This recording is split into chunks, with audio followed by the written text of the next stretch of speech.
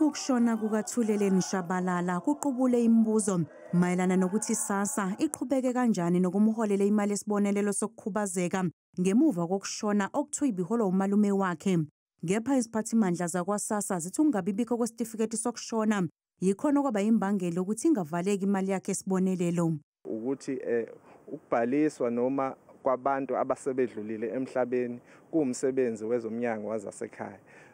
Okwethu thina ukulandela ukuthi isystem yaka Home Affairs ithini mangabe kuukuthi umuntu usedlulile ke emhlabeni ke then siyasikwazi ukuthi sithole ngesystem njengoba sishilo ukuthi iyakwazi ukuxhumana then bese lowo muntu siyakwazi ukuthi ke igrant yakhe ikhanseleke.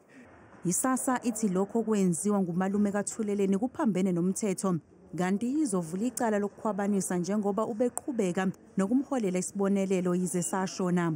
Ngicabanga ukuthi amaphoyisa mangabe emthola kufanele ezinye zezinto kufanele amacala abhekene nawo iwona lawo ukuthi wakhwabanisa imali le yesibonelelo kaThuleleni.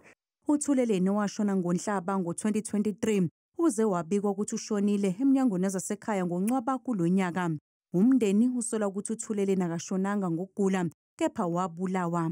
Asithola ukuthi uThuleleni Shabalala warejistwa njengomuntu osashona kodwa urejistwe sekudlule isikhathi lokho esithi delayed registration of death.